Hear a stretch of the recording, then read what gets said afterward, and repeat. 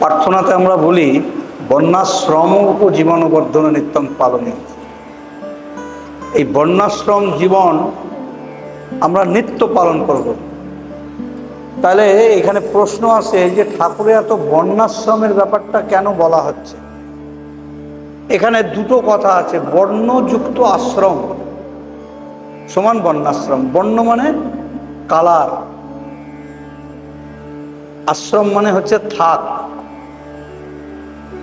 সেই জন্য শ্রী শ্রী ঠাকুর অনুকূলচন্দ্র আমাদের দেখবেন এখানে যখন আর্য কৃষ্টি পতাকা উত্তোলন হয়, আপনারা লক্ষ্য করেছেন, সেখানে দেখবেন আমাদের 4 বর্ণের পতাকাটা 4টে কালার আছে, রং আছে।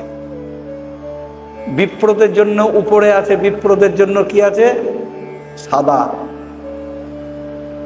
তারপরে আছে ক্ষত্রিয় বর্ণের জন্য রক্তবর্ণ, লোহিত বর্ণ।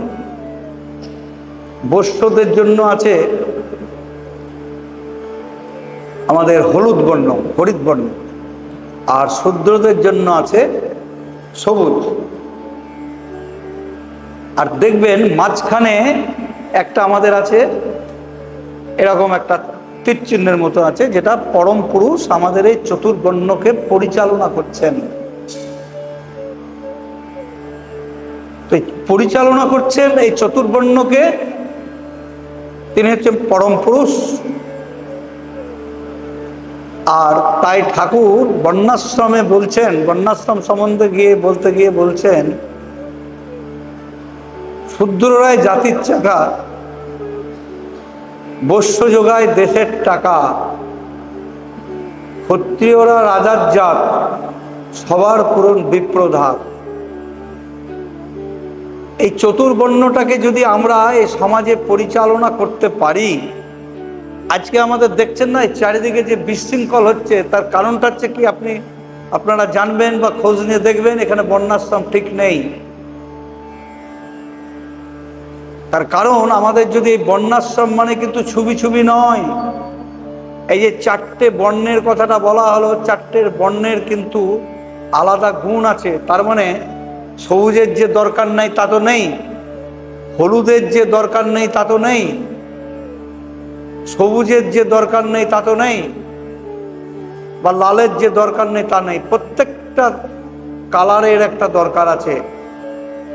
আর যিনি এটা পরিচালনা করছেন সেই পরম পুরুষ, তিনি হচ্ছেন ব্রাহ্মণ। অর্থাৎ ব্রহ্ম জানাতি যশ ব্রাহ্মণ।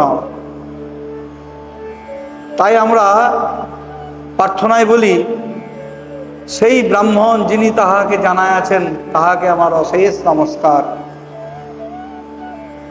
সে কোন ব্রাহ্মণ? যিনি এই যুগে যুগে আসেন আমাদের এই তকমানে এসে, তিনি কি করেন? জীবনের প্রতিটা বর্ণের মানুষকে পরিপালন, পরিপোষণ, পরিবর্ধন করে চলেন। তাই আমরা বলি সবার পূরণ বিপ্রধাত। আর এই বিপ্ররা কি করবেন?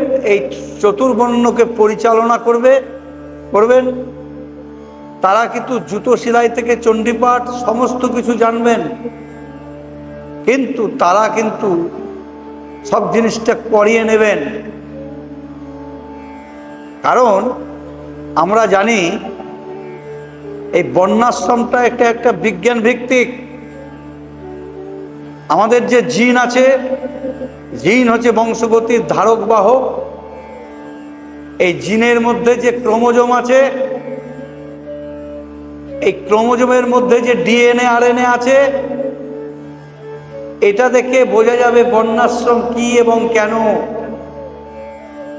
আজকে একটা আমের বর্ণাশ্রম আছে, দেখবেন ন্যাংরা আমের সঙ্গে ফজলি আমের কিন্তু পার্থক্য আছে, কিন্তু দুটোই আম। বা আরো বিভিন্ন প্রকারের আম আছে, জাম বলুন, কাঁঠাল বলুন, সমস্ত কিছু বিভিন্ন জাতের আছে। তাহলে এখানে যদি আমাদের একটা বিভিন্ন জাতের হয়, বিভিন্ন স্বাদের হয়, তার প্রত্যেকের একটা কিন্তু ক্রিয়া আছে বা একটা ফাংশন আছেই। আমাদেরও ফাংশন আছে। আমাদের যে ক্রিয়া নেই তা নয়। তাহলে আমরা অনেক সময় কি বলি, অল আর ইকুয়াল, সব সমান। এই কথাটা বলাটা কিন্তু আমাদের মনে হয় ঠিক হবে না। কারণ প্রত্যেকের একটা বর্ণের বৈশিষ্ট্য আছে, নিজ বৈশিষ্ট্য তো আছে। এই নিজ বৈশিষ্ট্যটা পরিবর্তন করা যায় পরম পুরুষকে ধরে। আমার যে নিজের একটা বৈশিষ্ট্য আছে, এটা পরম পুরুষকে ধরে চেঞ্জ করা যায়। কিন্তু বর্ণাশ্রমের যে বৈশিষ্ট্য, সেটা কিন্তু চেঞ্জ করাটা ঠিক নয়। আর সেটা চেঞ্জ করা যায়, কারণ আমরা যদি 7 জেনারেশন, একটা ক্ষত্রিয় যদি 7 জেনারেশন ব্রহ্মজ্ঞানী পুরুষ হয়, তাহলে সে ব্রাহ্মণে পর্যবসিত হয়। একটা শূদ্র যদি 14 জেনারেশন ব্রহ্মজ্ঞানী পুরুষ তার বংশে জন্মগ্রহণ করে বা সে চেষ্টা করে, তাহলে সে ব্রাহ্মণ হয়। একটা বৈশ্য যদি 7 পুরুষ করে তাহলে হবে। আর ক্ষত্রিয়রা 5 পুরুষ, আর বিপ্ররা সঙ্গে সঙ্গেই পেতে পারে। তার কারণ সেটা নিয়ে তারা জন্মগ্রহণ করেছেন। এটা আমাদের শাস্ত্রের বিধান। আমরা ব্রাহ্মণ হওয়ার জন্য সাধনা করছি, সেটা আলাদা জিনিস। কিন্তু আমরা ব্রাহ্মণ হওয়ার জন্য সাধনা করছি, কিন্তু আমি বিপ্র হতে পারবো না, বা আমি ক্ষত্রিয় হতে পারবো না, আমি বৈশ্যের ছেলে। তাহলে আমার বৈশ্যচিত যে গুণ বা কর্ম, সেটা কিন্তু সেই পরম পুরুষকে ধরে দীক্ষা নিয়ে আমরা ঠিকমতো চলতে পারি, তাহলে দেখবেন যে আমার সেই যে গুণের যে বৈশিষ্ট্য, অর্থাৎ আমি যে বৈশ্যচিতের যে গুণ, অর্থাৎ আমরা ব্যবসা বাণিজ্য থেকে আরম্ভ করে, চাষবাস থেকে আরম্ভ করে ইত্যাদি ইত্যাদি যে বৈশ্যের কাজ আছে, সেগুলো কিন্তু আমাদের পরিপালন করা যাবে। এই বৈশ্যের আমাদের অনেক ক্যাটাগরি আছে। বৈশ্য বললে কিন্তু হবে না, আমাদের এই নবসায়ক আছে একটা। এই নবসায়কের ব্যাপারগুলো আমাদের জানতে হবে। আমাদের অনেক সময় কি করি আমরা, যে আমাদের যে বিয়ে থাগুলো দেই, সেগুলো কিন্তু আমরা কি করি না, এ বৈশ্যের সঙ্গে বিবাহ হবে, কিন্তু এটা দেখতে যাবে নবসায়কের মধ্যে দেখা যাবে। আপনারা যদি আলোচনা প্রসঙ্গের শ্রী শ্রী ঠাকুর অনুকূলচন্দ্রের পড়াশোনা করেন, আপনারা যদি কৃষ্ণপ্রসন্ন ভট্টাচার্যের নানা প্রসঙ্গে পড়াশোনা করেন, তাহলে সেখানে দেখবেন নবসায়ক কি। আমি এটা বৈশ্যের মধ্যে বলছি। এই নবসায়কের মধ্যে যে শাখার, যেমন ধরেন আমি একটা কথা বলি, তাম্বুলি, বারুইজীবী, তাঁতি, এগুলো ইত্যাদি ইত্যাদি আছে। এই তাঁতির থাকে বিবাহ করবে, তাম্বুলির থাকে বিবাহ করবে, বারুইজীবীর থাকে বিবাহ করবে। বৈশ্য হলেই হলো না। ক্ষত্রিয় আর ক্ষত্রিয় বর্গ কিন্তু এক নয়। ক্ষত্রিয় আর ক্ষত্রিয় বর্গের মধ্যে অনেক ব্যাপার আছে। যেমন ধরুন, কায়স্থ ক্ষত্রিয়ের মধ্যে আছে, কায়স্থের আবার অনেক শাখা আছে, উপশাখাগুলো আছে, কুলীন কায়স্থ, 8 ঘরের কায়স্থ ইত্যাদি ইত্যাদি। আবার যারা রাজমল্ল আছে, যারা আমাদের এখানে মাল টাইটেল দেন, তারাও একটা ক্ষত্রিয় বর্গের মধ্যে পড়ছে। লেট আছে, তারাও ক্ষত্রিয় বর্গের মধ্যে পড়ছে। বাগদি ক্ষত্রিয় বর্গের মধ্যে পড়ছে। তাহলে ক্ষত্রিয় বর্গ আর ক্ষত্রিয় কিন্তু এক নয়, এটা যেন আমাদের মাথায় থাকে। বৈশ্য বর্গ এক নয়। এখানে বৈশ্যের মধ্যে অনেক করণ আছে। এই করণটা হলো কি করে জানেন? করণটা হচ্ছে বৈশ্য পিতা, মাতা হচ্ছে শূদ্রাণী। কোনো বৈশ্য যদি শূদ্রাণীর মেয়েকে বিবাহ করে, তার থেকে যে জাত সন্তান, সেটাকে বলা হয় করণ। এখানে কিন্তু একটা করণের ব্যাপারটাও কিন্তু একটা প্রশ্ন আসছে। এখানে আছে আমাদের, যেমন নবসায়কের বাইরে আমাদের আছে গন্ধবণিক, সুবর্ণবণিক, কংসবণিক, শঙ্খবণিক। তাহলে এরাও যদি শূদ্রকে বিবাহ করে তাদেরও কিন্তু করণ সন্তান হবে। তাহলে করণ সন্তানটা আপনার হলো, নবসায়কেরও যারা বিবাহ করবে শূদ্রাণীর মেয়েকে তাদেরও কিন্তু করণ হবে, কিন্তু করণের আবার ডিফারেন্স আছে। সেই জন্যে এগুলো হচ্ছে খুব ক্রিটিক্যাল থিংস। সেই জন্যে বাবাকে মাকে এগুলো জানতে হবে, এই ইন্ডেক্সগুলো নিতে হবে, তার মাতৃকুল পিতৃকুল নিতে হবে, তার মামার কুল দিতে হবে। একটা মেয়ের সঙ্গে যদি একটা পুরুষের বিবাহ দিতে যায় তাহলে আমার মাতৃকুলটাকে তার জানতে হবে, সে মেয়েটার। সেই মাতৃকুলটা জানতে গেলে কি করতে হবে, তার মামারা কোন বংশের, সে বৈশ্য হোক আর ক্ষত্রিয় হোক, তারা কতখানি কুলীন আছে, কায়স্থ আছে।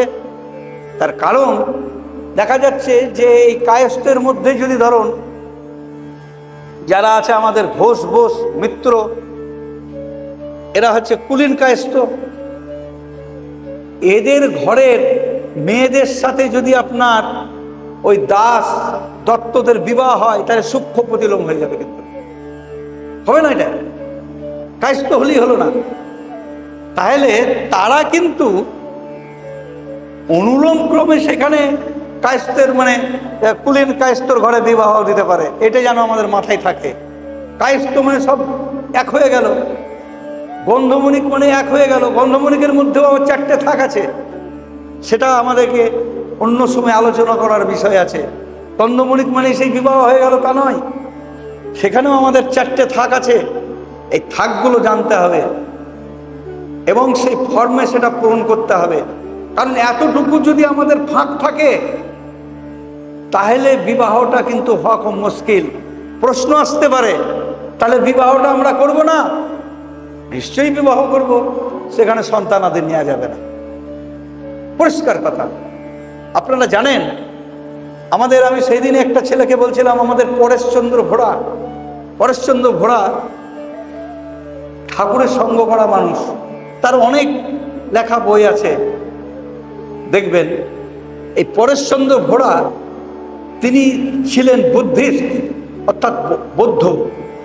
তো তিনি একটা বিপ্রের মেয়েকে ভালোবাসতেই পারে।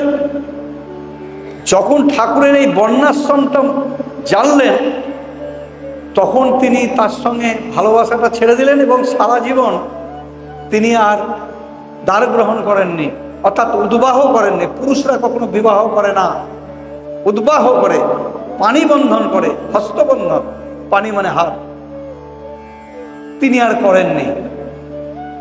সমাজে যদি আমাদের সুশৃঙ্খল সমাজ রাখতে যায় তাতে কিন্তু আমাদের বর্ণাশ্রম ভিত্তিক আমাদের বিবাহ করতে হবে।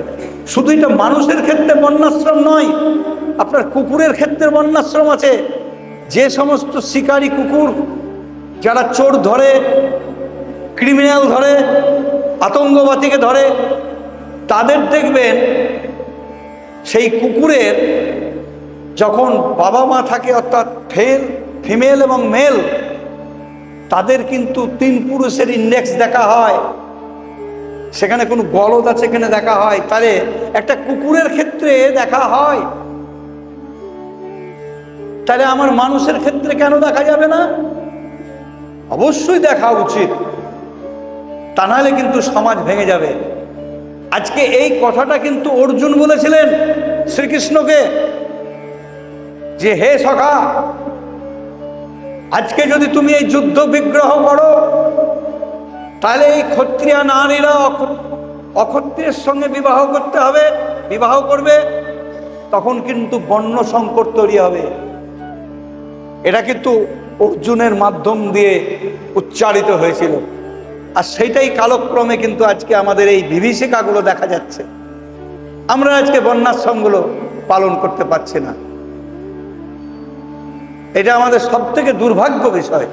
কারণ আমরা যদি বলি সবই সমান, আপনার 5টা আঙুল কিন্তু সমান নাই, আপনার চোখের মতন কিন্তু মুখ নাই, আর মুখের কিন্তু মতো কান নাই।